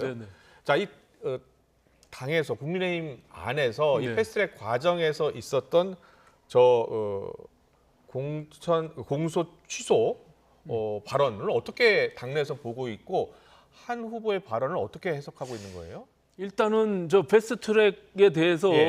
우리 국민의힘 내부에서의 어떤 정서를 좀 예, 말씀드릴 정서요. 수밖에 예. 없는데 저기 2019년도 아시다시피 저도 뭐 그 한가운데 있었는데 네. 어쨌든 부당하게 뭐 정치개혁 또 예. 선거법 개정 뭐 이런 것들에 대해서 맞서 싸우는 예, 정치적인 행위를 결국에는 사법부에다가 넘긴 꼴이 된 것이죠. 이 예, 선진화법으로 이제 재판을 치르게 된 첫 번째 사례가 될 것 같은데요. 예, 그렇기 때문에 지금 30여 명 이상의 국민의힘의 전현직 의원들이 4년 동안 지금 재판을 치르면서 재판을 받고 있는 거예요? 예, 그렇습니다. 예, 예. 지금 굉장히 고통스러운 속에서 지금 왔거든요. 예. 그렇기 때문에 그 내용들을 다 대부분의 당직자들이 많이 알고 있어요. 예, 그런 과정에서 예. 좀 저것을 나경원 당시 원내대표죠. 네. 그것을 이끌었던 책임자로서 본인이 자기 소에 대한 부분만을 얘기한 게 아니라 어찌 보면 이게 정치적인 행위를 정치의 사법화가 너무나 좀 이건 문제가 있다라는 어떤 하소연 그렇군요. 내지는 예. 그런 부분들에 대한 언급을 했던 것인데 예. 이제 한동훈 후보가 그 부분에 대해서 본인은 또 본인대로 예. 법무부 장관이 특정 사건에 대해서 개입하면서 그런 걸 할 수 없는 것이다. 네. 왜냐하면 이재명 대표의 구속영장 기각을 한동훈 후보의 책임이라고 또 몰아세우니까 본인으로서는 그 답변을 이제 예를 들어서 한 것인데 그렇군요. 예, 그런 사정들이 있었던 것이고요. 예. 저는 또 한 가지 좀 특이한 게 한동훈 후보가 갖고 있는 어떻게 보면 굉장히 약점이라고 보여지는 예. 어떻게 보면 좀 냉혈한이고 예. 굉장히 정확하기 때문에 네. 피도 눈물도 없는 것처럼 보였는데 예. 저렇게 즉각적으로 본인이 또 자기가 그 잘못한 것을 수용하고 받아들이는 유연함을 보여줬던 것이 예. 한편으로는 또 한동훈 후보의 다른 점을 볼 수 있구나. 그리고 캠프 내에서도 제가 예. 듣기로는 본인이 먼저 자발적으로 이건 나의 실수다라고 인정하고 예. 페이스북에다가 이런 글을 쓰면 어떻겠냐라고 냈다고 그래요. 네, 네. 참모들이 먼저 이런 것들을 요구한 것이 아니라 그런 점에서는 좀 유연함을 보인 측면이 있어서 예. 저는 또 한편으로는 한동훈 후보의 다른 면을 볼 수 있었다라고 생각을 하고요. 예. 다만 예, 우리 예. 전당대회가 이제 얼마 남지도 않았는데 이렇게 예. 무슨 자해 정치를 하면서 자폭 수준으로 제가 처음에 전당대회 관심이 너무나 커서 예. 야 이거 정말 뜨거운 전당대회 뜨겁다 못해서 타서 죽겠다 이렇게 아. 생각을 했는데 예.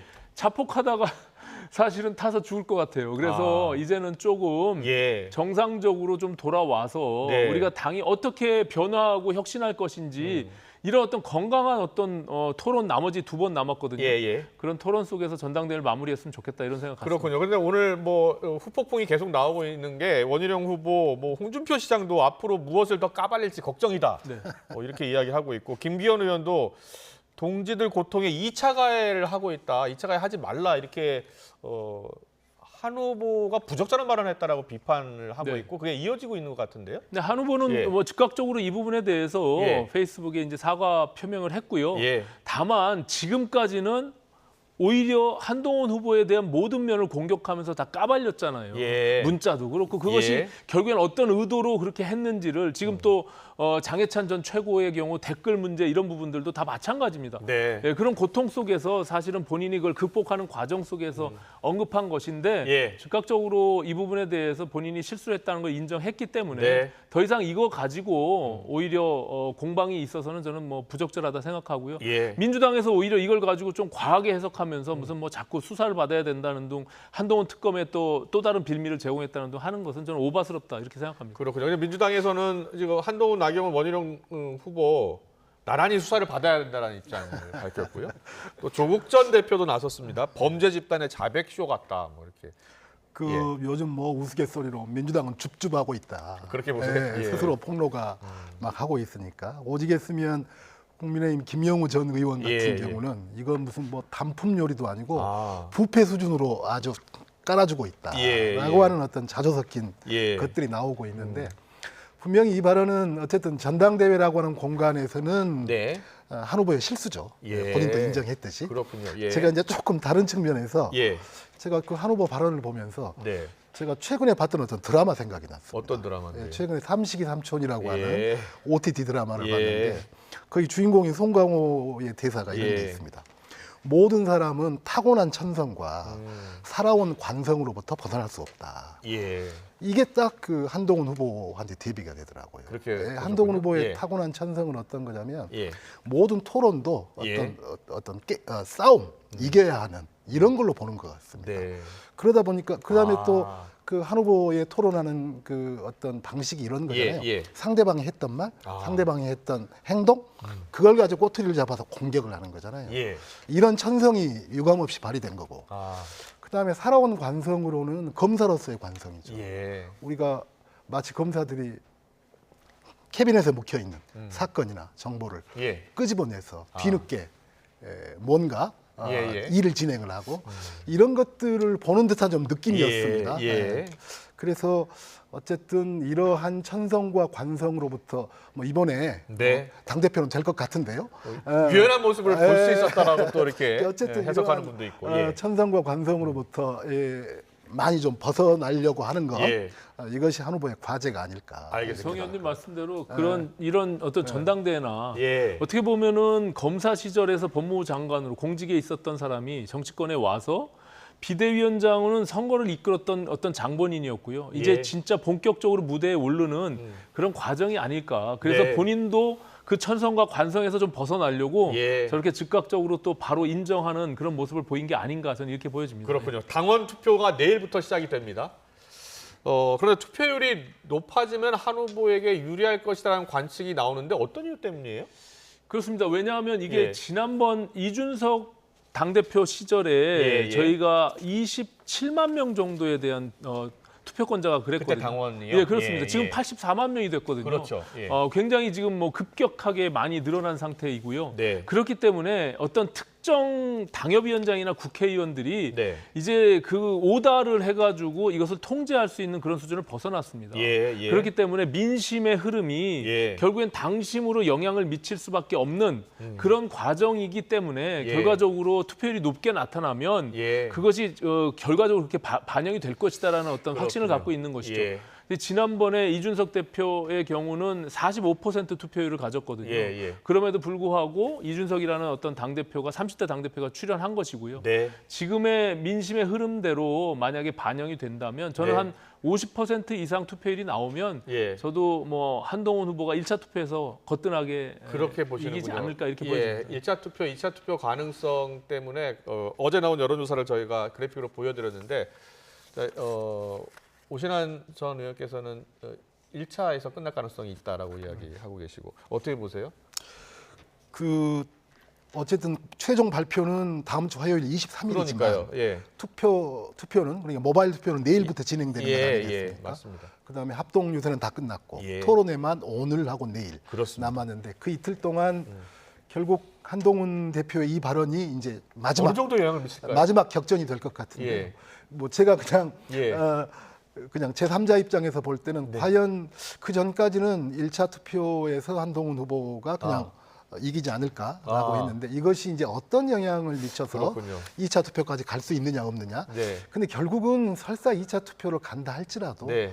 저는 한동훈 후보가 대표가 될 것 같고요. 예. 이제 그랬을 때 그 후는 예. 이 난타전을 벌이면서 스스로 폭로했고 네. 이런 것들이 결국 사법적인 어떤 뭐 우리 당의 공세나 예. 또 국민들의 의구심이나 이런 것도 있을 거고 그다음에 결국은 용산하고의 관계 정립이 가장 큰 문제겠죠. 그렇군요. 그래서 용산과 한동훈 대표가 네. 어떤 식으로 관계를 형성해 나갈 것인가라고 하는 것이 향후 전국에 가장 큰 어떤 키가 되지 않을까라고 생각합니다. 알겠습니다. 다음 주 화요일 날 최종 결과가 발표되는데요. 결과 나온 뒤에 두 분 다시 모시고 이야기 나누겠습니다. 오늘 말씀 여기까지 듣겠습니다. 지금까지 오신환 전 국민의힘 의원, 송갑석 전 더불어민주당 의원과 함께했습니다. 잘 들었습니다. 고맙습니다.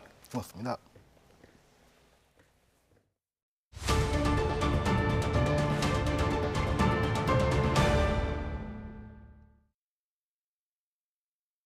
네, 계속해서 집중호우 소식 전해드리겠습니다. 인천에 내린 강한 비로 국제선 운항이 차질을 빚었습니다. 특히 인천공항 주변에 집중된 악천후로 다른 공항에 임시 착륙해서 대기하거나 아예 이륙도 못하는 등 승객들의 불편이 이어졌습니다. 임성재 기자의 보도입니다. 여객기 안에 승객들이 앉아 안내방송에 귀를 기울입니다. 베트남 호찌민에서 출발해 인천공항으로 가던 베트남 항공 여객기가 김포공항에 임시 착륙했습니다. VN 402편 호치민 인천행 항공기는 인천공항 기상 악화로 인하여 김포공항으로 회항했습니다. 인천공항 주변 기상 악화로 착륙할 수 없자 다른 공항으로 회항한 건데 승객들은 기내에서 꼼짝없이 2시간 50분가량을 대기해야 했습니다. 원래 목적지인 인천공항엔 예정 시각보다 4시간이 지난 뒤에서야 도착할 수 있었습니다. 김포공항에 도착 후 계속 대기하라는 말만 있고 무한정 대기를 하라고 그렇게만 전달을 받았는데 한 2시간 정도 지나고 나니까 항공편 급유를 시작한다고 하고 공항 탑승구 주변으로 승객들이 모여 있습니다. 저희가 최대한 빨리 승객들이 모시려고 했는데 한국항공이 이제 운영 시간이 초과돼가지고 금일 이제 출발이 안 됐습니다. 어젯밤 일본 후쿠오카를 이륙해 인천에 도착할 예정이던 티웨이 항공편의 운항이 지연된 겁니다. 티웨이는 승객들에게 인천공항 악천후로 항공기 도착이 지연돼 연쇄적으로 이용해 불편을 끼치게 됐다고 공지했습니다. 하지만 애초 공지했던 55분 지연보다 대기 시간이 길어지면서 승객들은 이륙 소식을 기다리며 밤을 새우게 됐습니다. 승객 다수는 다시 도심으로 나가 숙소를 잡았고 여비가 떨어진 승객은 공항에 계속 머물며 항공사의 안내를 기다린 것으로 전해졌습니다. YTN 임성재입니다. 오늘 오전 9시 50분쯤 경기 파주시 월롱면에서 폭우 속 컨테이너에 고립됐던 외국인 노동자들이 구조됐습니다. 신고를 받고 출동한 소방은 현장에서 외국인 5명을 발견해 구조하고 이후 다른 컨테이너에도 또 다른 외국인 1명이 고립된 것을 발견해서 구조했습니다. 소방은 현장의 지대가 낮아 침수됐다면서 구조한 6명 모두 다치지 않았다고 설명했습니다. 오늘 낮 12시 반쯤 충북 제천시 봉양읍 명암 낚시터 인근에서 작업하던 노동자 5명이 고립됐습니다. 신고를 받은 소방당국은 구조대원 14명을 투입하고 로프 등을 이용해서 1시간 반 만에 5명 모두 구조를 했습니다. 앞서 이들은 낚시터 인근 찜질방에서 작업하러 들어갔다가 호우로 하천물이 급격히 불어서 밖으로 나오지를 못했습니다. 정부는 하반기 전공의 모집에서 지역별 지원 제한을 두지 않기로 해 지방 전공의들이 이른바 서울의 빅5 수련병원에 진출하는 걸 가능하도록 했습니다. 복귀하지 않은 전공의 가운데 병역 대상자는 입대해야 한다는 점도 못 박았는데요. 전공의들은 복지부 장관과 수련병원의 병원장들을 직권남용으로 고소하기로 하면서 맞대응에 나섰습니다. 홍선기 기자의 보도입니다. 정부는 사직 처리 완료 시한까지 복귀 의사를 나타낸 전공의가 거의 없다는 점에 아쉬움을 나타냈습니다. 정부가 일부의 비판에도 불구하고 환자와 전공의, 우리나라 의료를 위해 내린 결단과 진심이 전해지지 않아 매우 안타깝습니다. 기대했던 성과는 없었지만 하반기 전공의 모집 절차는 예정대로 오는 22일부터 시작합니다. 예고했던 대로 전공의 사직 처리를 하지 않은 병원에 대해서는 전공의 정원을 축소하겠다는 방침도 재확인했습니다. 전공의 복귀를 유인하기 위한 추가 특례를 내놓을 생각이 없음도 분명히 했습니다. 다만 수련병원에서 전공의를 1명이라도 더 고용할 수 있도록 하기 위해 올해 하반기에는 지역별 지원 제한을 두지 않기로 했습니다.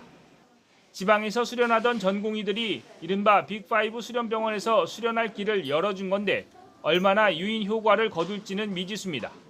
하반기 모집에 응하는 전공의는 입영 연기 특례도 제공되지만 그렇지 않은 경우 사직 처리에 따른 입대를 피할 수 없다는 점도 명시했습니다. 9월 하반기에 복귀하지 않은 전공의들에 대해서는 군 의무사관 후보생으로 이렇게 등록이 되어 있기 때문에 군대에 입대를 하셔야 됩니다. 전공의들은 조규홍 보건복지부 장관과 수련병원장들에 대한 고소를 예고하며 맞대응에 나섰습니다. 조 장관은 독단적인 의대 증원으로 권한을 남용했고 병원장들은 이에 동조해 전공의 일괄 사직 처리로 수련받을 권리를 침해했다는 겁니다. 출구 전략으로 여겨졌던 전공의 사직 처리가 다시 전공의들의 반발을 불러오면서 의정 갈등은 해결의 실마리가 보이지 않고 있습니다. YTN 홍선기입니다. 네, 계속해서 집중호우 소식 좀 더 자세히 알아보겠습니다. 이 수도권 물폭탄의 원인 또 장맛비 전망에 대해서 알아볼 텐데요. 네, 김민경 기자 나와 있습니다. 어서 오세요. 안녕하세요. 안녕하세요. 예, 어제도 장맛비 집중호우가 내렸고 지금도 계속되고 있는 거죠?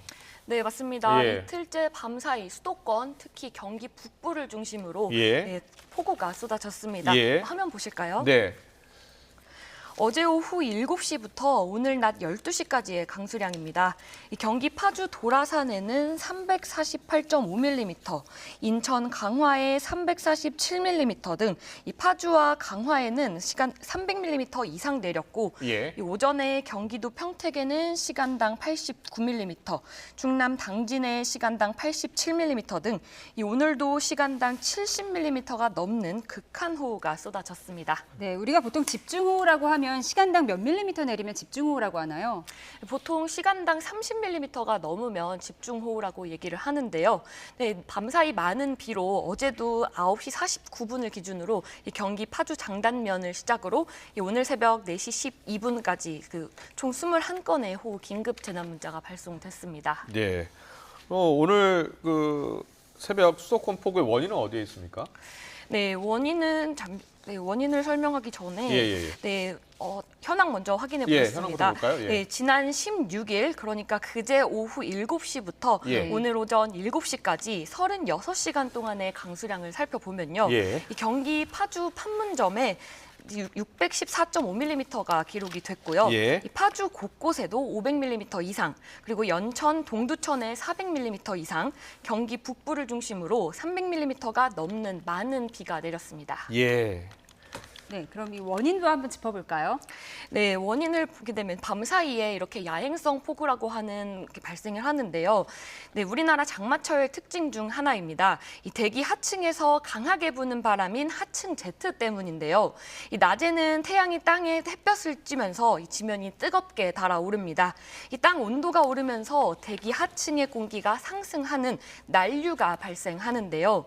이 고속도로에서 자동차가 빠르게 지나가는데 이 중간중간에 자동차들이 끼어들면 속도가 줄어드는 것처럼 이 대기 하층의 빠른 바람을 이 난류가 가로막으면서 이 낮에는 비구름을 빨리 발달시킬 수가 없는데요. 그런데 밤에는 해가 지고 땅이 식으면서 난류가 발생하지 않기 때문에 이 빠른 바람이 수증기의 공급을 원활하게 도우면서 이 비구름을 더 강하게 발달시키기 때문에 이틀째 밤사이에 이런 야행성 폭우가 나타났습니다. 오늘 오전까지는 비가 강하게 내렸잖아요. 출근길 굉장히 불편을 겪었었는데 오전에 이상한 비구름이 형성됐다고 하던데 이건 무슨 얘기인가요?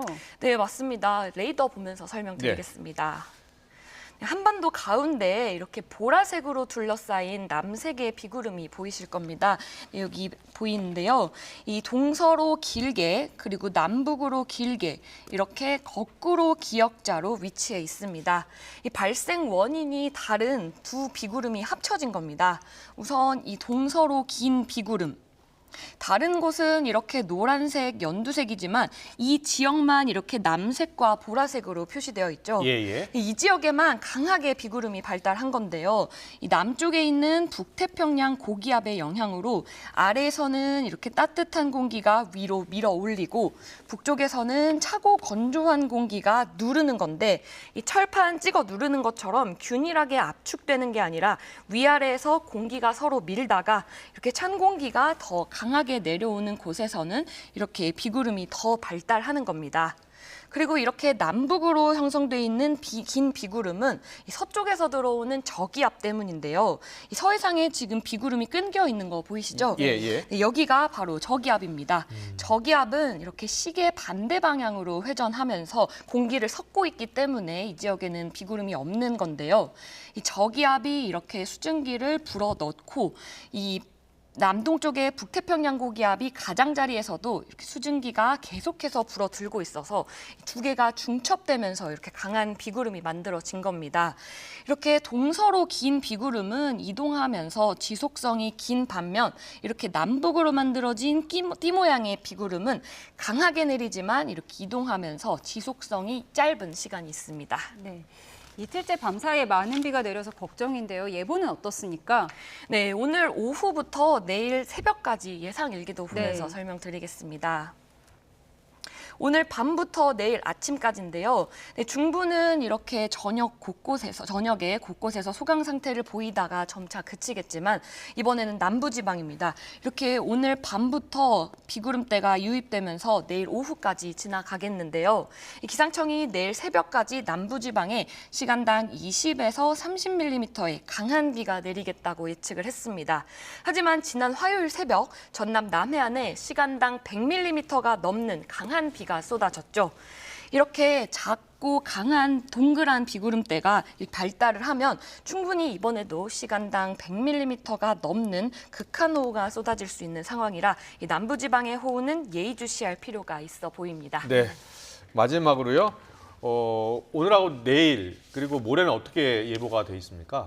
네, 우선 내일은 남부지방을 중심으로 비가 내립니다. 예. 이 주말에는 북태평양 고기압이 한 차례 더 북상하면서 예. 정체전선이 다시 올라와서 이 중부지방에 영향을 줄 걸로 보이는데요. 예. 이 토요일 밤부터 일요일 사이 이 정체전선과 저기압의 영향을 동시에 받으면서 예. 또 한 번의 고비가 있을 걸로 보입니다. 네, 알겠습니다. 잘 들었습니다. 지금까지 김민경 기상자료 전문기자와 함께했습니다. 고맙습니다. 맞습니다.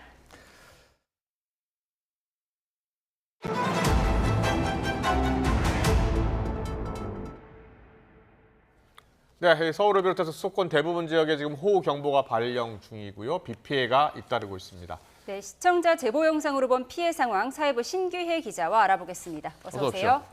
예, 지금 제보가 계속 이어지고 있는데 경기도 전역에서 많이 오고 있는 거죠? 네, 지금 비가 경기도 전역에서 이어지면서 예. 제보도 역시 잇따르고 있습니다. 네. 영상 보면서 함께 이야기 나눠보겠습니다. 네. 가장 먼저 보실 영상은 경기 화성에서 들어온 영상입니다. 오늘 아침 8시 10분 정도에 촬영이 됐고요. 예. 보시면 차량 절반을 덮을 정도로 수위가 크게 올라와 있는 모습을 볼 수 있고요. 예. 제보자분이 촬영한 버스 내부 영상도 보시면 안이 흑탕물로 가득 차 있는 그런 모습을 볼 수가 있습니다. 그 다음으로 보실 영상은 인근에 있는 경기 평택입니다. 경기 평택 평택역 뒤편 광장의 상황이고요. 우산을 쓴 시민들이 이렇게 물을 헤치고 첨벙첨벙 가는 모습을 볼 수가 있는데 무릎까지도 물이 좀 차올라 있는 모습을 볼 수 있고요. 이 영상을 보내준 제보자분은 쏟아지는 폭우 때문에 무릎까지 다 젖을 정도로 상황이 심각했다고 설명을 해왔는데요. 직접 들어보겠습니다. 아, 이거 더 잠기겠구나 싶었어요. 수영해서 가야 되나 싶을 정도로 물이 많이 잠겨서 뭐 잠깐 한 2분 새 잠깐 우산 쓰고 나가는데 우도 밑에까지 다 젖더라고요.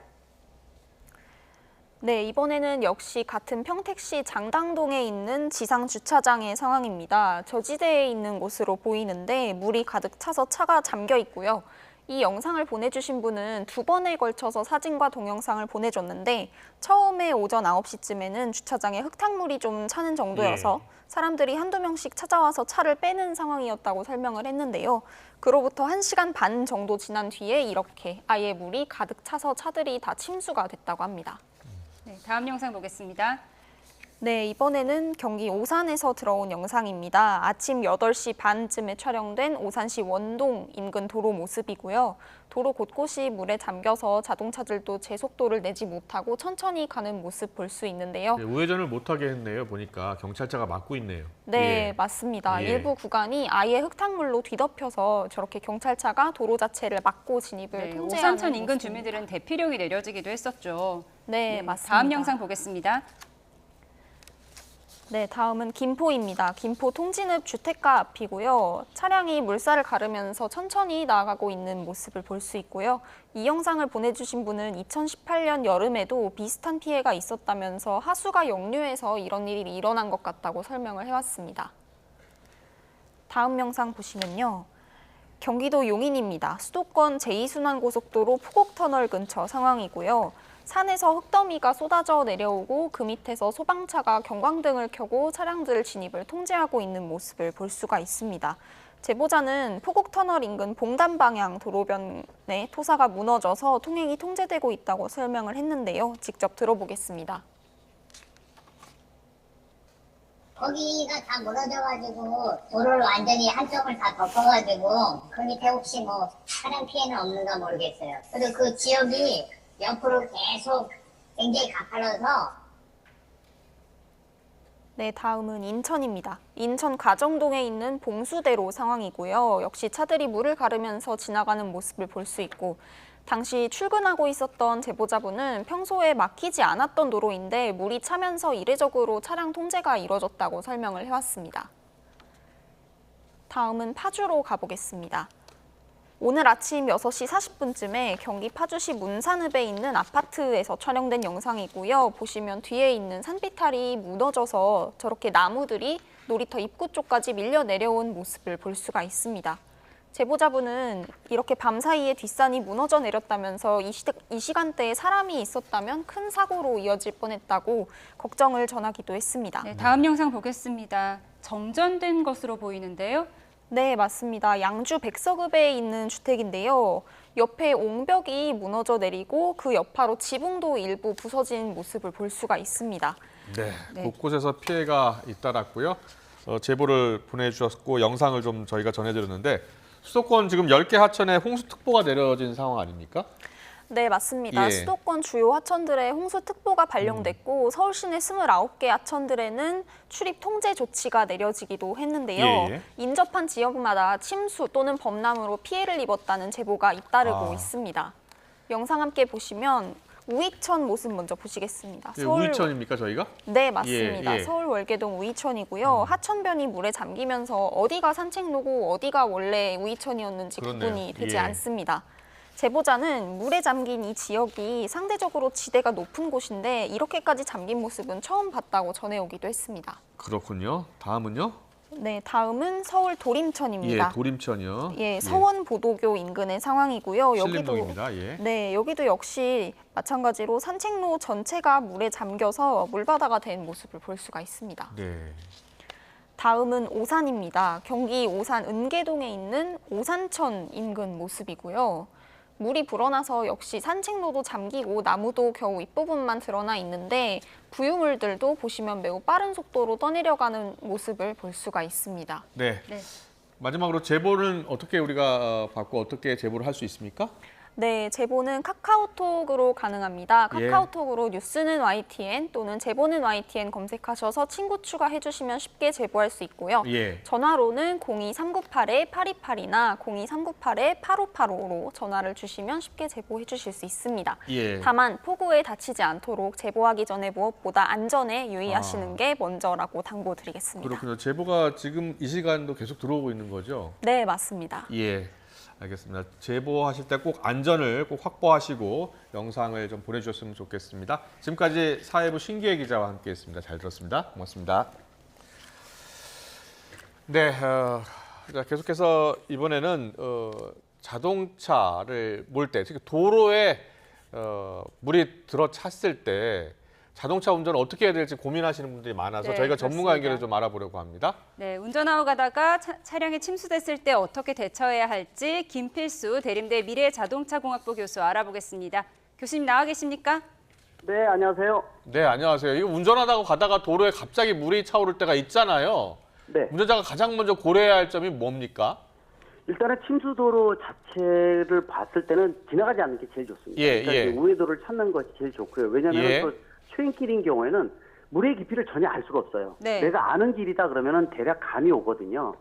그리고 내 앞에 지나갈 때 내가 맨 앞이 아니라 앞에 차가 있으면은 그 차를 잣대로 해서 지나갈 수가 있습니다. 예를 들어서 예. 내가 세단이면 앞차도 세단이다 그러면 앞차 뒤에 머플러의 높이를 보고 물이 어디까지 올라오는지 보는 걸 참조를 할 수가 있죠. 예. 그래서 이 머플러를 덮을 정도로 물이 올라와 있다 그러면 내가 지나가면 안 되고요. 예. 근데 본인 내 차가 맨 앞에 있을 때는 얘기가 틀려지지 않습니까? 그렇죠. 예. 예, 그럴 경우에는 서서히 진입을 하는데 이 변속기는 저단에도 놓고 에어컨은 꺼놓으셔야 돼요. 네. 에어컨을 꺼야 그다음에 하고요. 창문 열고 앞바퀴에 서서히 진입을 하면서 내 앞바퀴에 물이 얼마큼 올라온지를 봐야 되거든요. 네. 그래서 반 정도까지는 괜찮고 3분의 2 정도까지 올라오면은 시동이 꺼질 수가 있기 때문에 반 정도 올라오면은 후진해서 진입을 하면 안 된다고 보시면 좋을 것 같고 전기차는 내연기관차보다 좀 더 열악하기 때문에 바닥에 배터리가 있어서 더 물의 높이가 반 이하로 보시는 게 좋다고 보고 있습니다. 네, 시동이 갑자기 꺼지면 어떻게 해야 할지 고민이 될 것 같아요. 시동을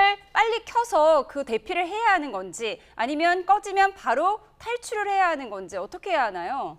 일단 물속에 들어갔는데 시동이 한번 꺼졌다. 그러면은 한 번 정도는 괜찮다고 봐요. 그래서 다시 걸어도 되나요? 그렇죠. 물속에서 보통 이제 물속에서 시동이 꺼지면 더 걸면 안 된다 이렇게 얘기를 하는데 사람이라는 게 그렇잖아. 이 차를 놓고 버리고 간다는 것 자체가 쉽지는 않거든요. 그리고 물이 불어나는 속도가 물론 많으면은 바로 차를 버리고 탈출하는 게 가장 좋지만은 물이 잔잔하고 불어나지는 않는데 시동이 한번 꺼졌다 그러면 시동 한 번 정도는 걸어주세요. 근데 시동이 걸리면은 그냥 나올 수가 있거든요. 근데 시동이 걸리지 않는다 그러면은 2번, 3번 걸면은 물이 엔진룸까지 영입이 되면 안에 들어오게 되면은 나중에 수리비가 워낙 많이 나옵니다. 엔진 내려야 되거든요. 그래서 이 시동이 한 번 정도 걸어서 안 걸린다 그러면 내려서 서너 명이 뒤에서 차 밀고 좀 높은 쪽으로 올라오는 것이 가장 유일한 답이기 때문에 그래서 이런 문제가 생기지 않으려면은 웬만한 침수도로 특히 이제 초행길이다 그러면은 이제 진입을 안 하고 우회도를 찾는 것이 좋다고 볼 수가 있습니다. 네, 제가 만약에 지하 5층 주차장에서 출구 쪽으로 올라가고 있는데 물이 차기 시작했다. 어떻게 해야 하나요? 이거는 굉장히 신경 써야 됩니다. 물이 이미 찼는데 물이 들어오는 것이 내 출구 쪽으로 물이 내려오고 있다 그러면 굉장히 위험한 거거든요. 이미 물이 넘쳐서 쏟아져 내려오는 거기 때문에 그 물살을 헤치고 올라가기가 쉽지가 않습니다. 그때는 과감하게 차를 버리는 것도 판단해야 한 능력이거든요. 이런 경우에는 차를 버리고 안에 탑승객, 운전자 모두 빠져나와야 되는데 물을 거슬러서 올라가야 되는데 올라갈 때 물살이 너무 세게 되면 빨려 내려갈 수가 있기 때문에 옆쪽에 있는 뭐 가드레일이나 손잡이 같은 게 있으면 그걸 차례대로 잡고 하나씩 나올 수 있는 이런 것들을 잡아야 되는데 특히 이제 이 작년에 오송이라든지 그 전에 부산같이 지하차도에서 양쪽에서 물이 들어오는 경우에는 사실 이 경우에는 골든타임이 굉장히 짧습니다. 물이 너무 빨리 들어오고 양쪽에서 그럴 경우에는 지자체에서 미리 막는 것이 가장 중요하다고 볼 수가 있습니다. 가장 중요한 것은 이 도로에 물이 차면 운전하지 않는 게 가장 중요하고 그리고 이 배기구라든지 그리고 바퀴 3분의 2 정도 물이 차면은 운전하지 않는 게 좋다는 말씀이시죠? 맞습니다. 지금 특히 국지성 호우가 너무 심하기 때문에 우리가 생각하지 못할 정도로 쏟아지고 있기 때문에 더더욱 운전에 대해서 지양을 하시는 것이 중요하다고 볼 수가 있습니다. 네, 알겠습니다. 오늘 말씀 잘 들었습니다. 지금까지 김필수 대림대 미래자동차공학부 교수와 함께했습니다. 고맙습니다. 고맙습니다. 네, 감사합니다.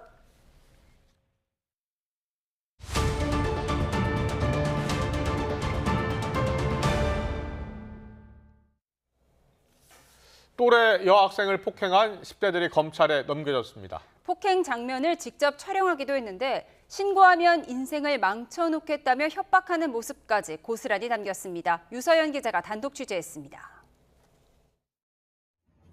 10대 여학생이 무릎을 꿇고 앉아 있습니다. 앞에 서 있던 또 다른 10대가 갑자기 얼굴을 내려칩니다. 머리를 잡고 연거푸 때리더니 발로 걷어차기도 합니다. 치워, 빗 맞았잖아. 치우라고 그랬잖아. 피해 사실을 신고하면 인생을 망쳐놓겠다며 협박까지 합니다. 네가 나 신고하잖아? 그래 들어가잖아? 그럼 나 너 죽이고 들어갈 거야. 어차피 들어갈 건 아닌데 인생 X하고 들어갈 거야. 10대 A양 등이 경기도 수원에 있는 건물 지하 주차장에서 또래 여학생을 폭행한 겁니다. 피해자는 두려움에 떨다 일주일 만에 병원을 찾았는데 전치 2주 진단을 받았습니다. 당시 A양은 자신의 친구 B양을 불러 폭행 장면을 촬영하기까지 했습니다. 그냥 제가 하는 행동이 기분이 나빠서 때렸대요. 언니가 때리는 거를 좀 재밌다고 생각을 하면서 계속 영상 찍고 그랬어요. A양은 주변에 사건이 알려지자 때린 건 인정하지만 사정이 있다며 변명한 것으로 알려졌습니다. 경찰은 신고한 걸 보복할 위험이 있다고 보고 피해자에게 스마트워치를 지급하는 등 안전 조치에 나섰습니다. 또 A양과 B양을 공동 폭행과 공동 협박 혐의로 검찰에 넘겼습니다. YTN 유서연입니다.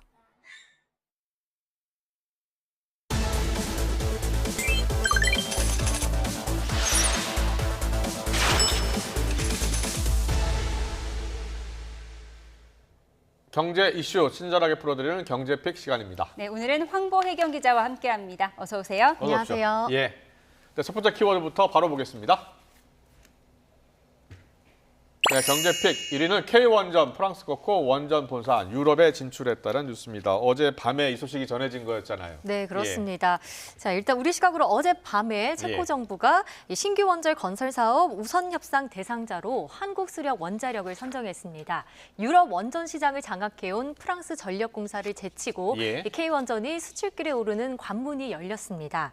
현재 체코는 두코바니와 테물린 원전단지 두 곳에서 각각 원전 4기와 2기를 운영하고 있는데요. 이번에 새롭게 원전 4기를 짓기로 하고 두코바니 원자로 우선 협상 대상자로 한수원의 손을 들어줬습니다. 이 2기 건설에만 24조 원 규모 사업비가 투입되는 체코 역사상 최대 규모 투자 프로젝트입니다. 또 한수원은 앞으로 테물린에서 추가 원전 2기 건설이 확정됐을 경우에도 협상 우선권을 갖게 됐습니다. 안덕근 산업통상자원부 장관의 말을 직접 들어보시죠. 금번 우선 협상 대상자 선정은 2009년 UAE 바라카 원전 수주 이후 15년 만의 쾌거이며 상업용 원전을 최초로 건설한 원전의 본산지 유럽에 원전을 수출하는 교두보가 마련된 것입니다. 네, 수주 과정에서 비하인드 스토리가 있는지 궁금한데요. 네, 이번 수주를 위해서 우선 한수원과 또 연구기관들, 정부 부처의 전방위적인 노력이 있었습니다. 지난 50여 년 동안 원전 사업을 이어오며 쌓은 기술력을 인정받기 위해서 우리가 체코에 보낸 자료가 무려 수만 페이지에 이릅니다. 체코의 원전 전문가 200여 명이 20만 시간에 걸쳐서 이 자료를 꼼꼼히 검토했다고 하고요. 한국 원전이 경쟁력이 있다고 판단 내렸습니다. 또 원전 예정지 주민들과 직접 소통한 점이 큰 도움이 됐다는 후문인데요. 두코바니 지역협의회가 앞장서서 우리나라를 지지할 정도로 지역사회 주민들의 마음을 얻었다고 합니다. 정부 노력도 뒤따랐습니다. 안덕근 산업부 장관은 최근 2달 사이 정부 특사로 체코를 2번이나 방문했습니다. 이 과정에서 체코 정부 관계자와 유관기관에 K원전 우수성을 설명한 것은 물론이고요. 원전뿐만 아니라 신산업 분야 협력도 약속한 것으로 전해집니다. 자, 최종 계약까지 어떤 과정이 남아 있습니까? 네, 일단 우선 협상 대상자 선정으로 원전 수출을 위한 구부 능선은 넘었습니다. 하지만 아직 추가 협상이 남아 있는데요. 한수원과 발주사의 계약 협상이 성공적으로 마무리돼야지 최종 계약에 이를 수 있습니다. 그 시점은 내년 3월 정도로 예상됩니다. 이번 수주를 발판 삼아 탈원전 정책으로 주춤했던 원전업계가 새롭게 도약할 것이란 전망도 나오는데요. 정부는 신한울 3, 4호기 건설 재개와 원전 10기 계속 운전 등 원전 생태계 복원에 힘쓴다는 방침입니다. 관련 주가가 좀 올랐을 것 같은데요. 어때요? 네, 오른 종목들도 있습니다. 오늘 코스피 시장에서는 한전산업이 어제보다 18%대 급등했고요. 또 코스닥 시장에서는 서전기전이 4%대 상승 마감했습니다. 원전 관련 대표 종목인 두산 에너빌리티는 오전 한때 25,000원까지 오르기도 했는데요. 결국 하락 마감했습니다. 네.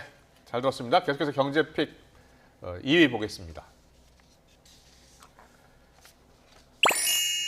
SK이노, ENS 합병 의결, 100조의 에너지 공용 눈앞. 두 기업이 합병을 했나 봐요? 네, 우선 이게 어떤 의미를 갖는 건지부터 살펴보겠습니다. 어제 각각 이사회를 열고 합병 안건을 현재 의결한 상태이고요. 지난 1999년 이 두 회사가 분리된 이후 25년 만에 재결합을 추진하는 겁니다.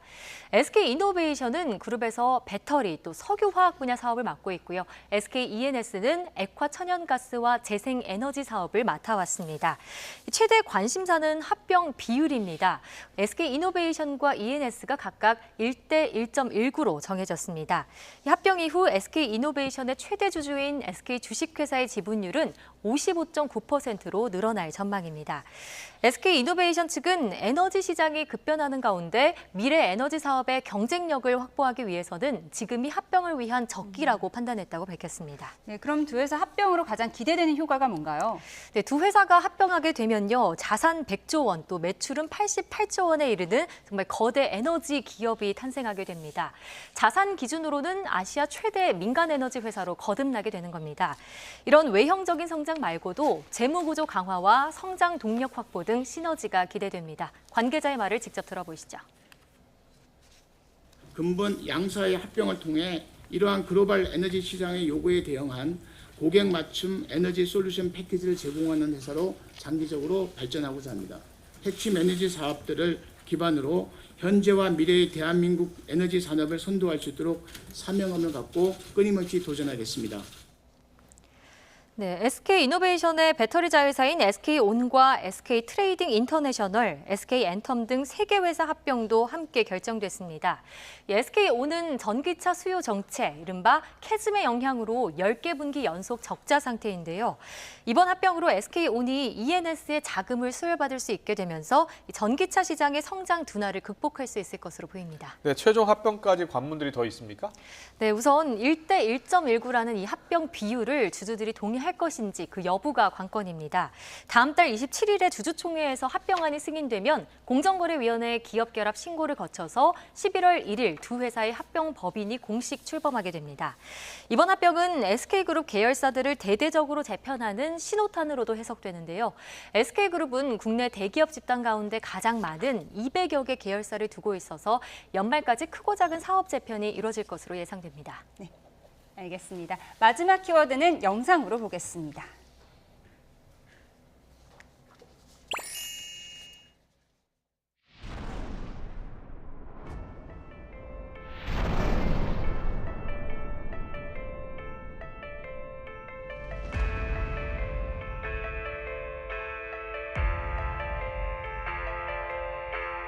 근데 물이 들어가니까 시동이 꺼지더라고. 차만 버렸어요, 그냥. 그게 얼마 안 나오는데 벌써 차가 잠겼더라고, 우리 차가.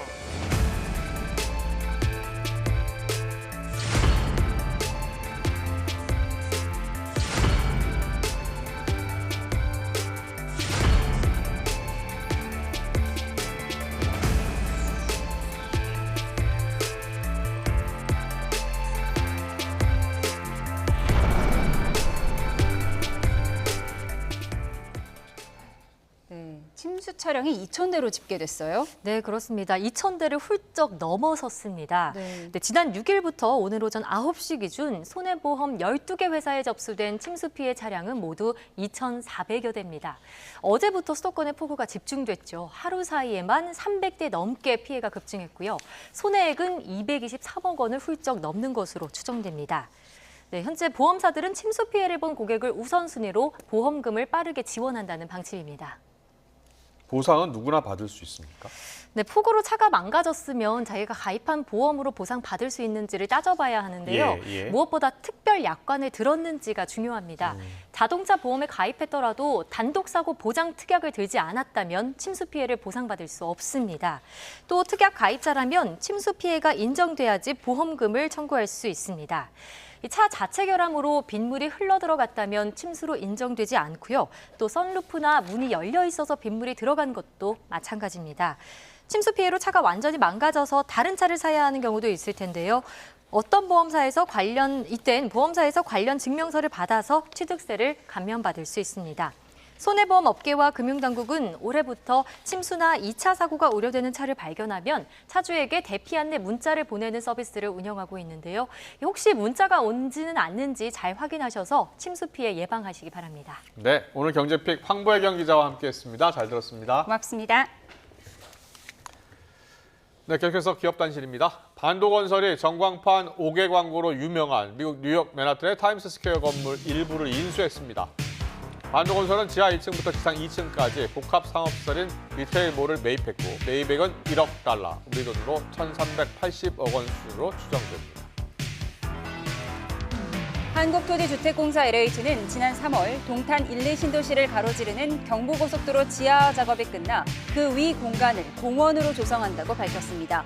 축구장 12배 면적에 달하는 동탄터널 상부 공간을 공원으로 조성하는 건데 고속도로를 지하화하고 그 위에 대규모 공원을 조성하는 건 국내에서 이번이 처음입니다. 한국가스기술공사와 충주시 가스안전 전문기업 퀀텀센싱 등 5개 기관과 1개 기업이 수소충전소 안전관리 실증 사업을 위한 업무 협약을 맺었습니다. 이에 따라 이들은 올해 말까지 충주시 수소충전소 2곳에 양자 기반 원거리 수소가스 영상화 장비를 설치하는 등 안전 강화에 힘을 쓸 계획입니다.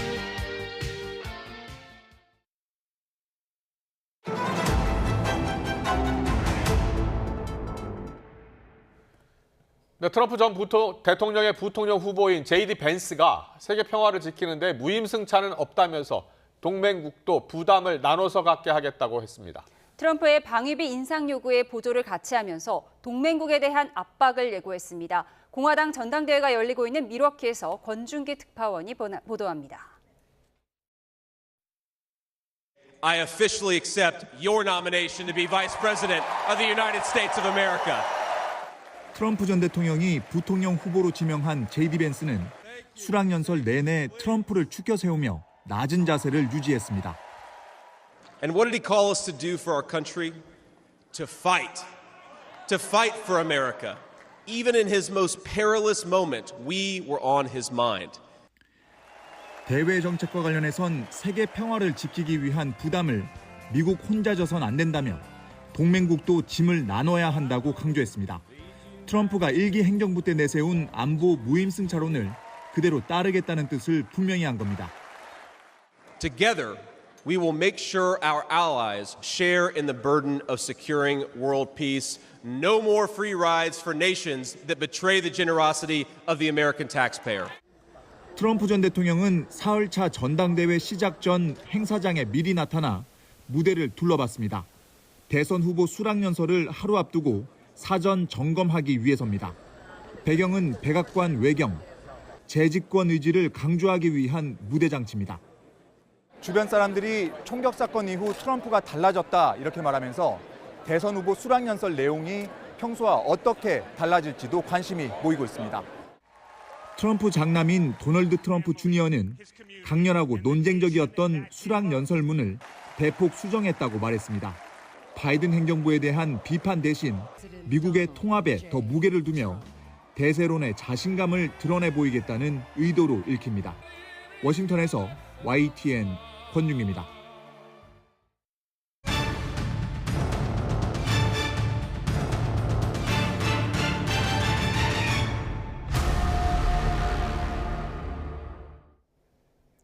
이틀째 중부를 중심으로 폭우가 쏟아졌습니다. 지금은 비구름이 동쪽으로 빠져나가며 수도권 지역의 빗줄기는 잦아들었는데요. 하지만 강원 일부 지역에는 시간당 20mm 안팎의 강한 비가 내리고 있습니다. 이에 따라 이 지역에는 호우주의보가 남아있고요. 내일은 정체전선이 남하하며 충청과 남부를 중심으로 장맛비가 이어지겠습니다. 특히 내일은 남부 곳곳에 시간당 30mm 안팎의 강한 비가 집중되겠는데요. 내일까지 전남 많은 곳에 120mm 이상, 전북에도 100mm가 넘는 호우가 쏟아지겠고요. 영남에도 최고 80mm의 큰 비가 내리겠습니다. 그동안 내린 많은 비로 지반이 약해지면서 전국 대부분 지역에 산사태 위기경보 심각 단계가 발령 중인데요. 위험 지역에 계신 분들은 관련 기상 정보를 수시로 확인해 주시기 바랍니다. 오늘 밤사이에도 열대야나 열대야 수준의 밤더위가 나타나는 곳이 있겠습니다. 서울 24도, 대전 24도, 부산은 23도로 예상됩니다. 경남과 제주도에는 폭염특보가 내려진 가운데 비가 소강 상태에 드는 지역에서는 무더위가 기승을 부리겠습니다. 서울 31도, 대구 31도, 강릉은 33도까지 오르겠습니다. 주말에는 제주도를 제외한 전국 대부분 지역에서 장맛비가 이어질 전망입니다. 날씨였습니다. 네, 목요일 뉴스원 여기서 마치겠습니다. 시청해주신 여러분 고맙습니다.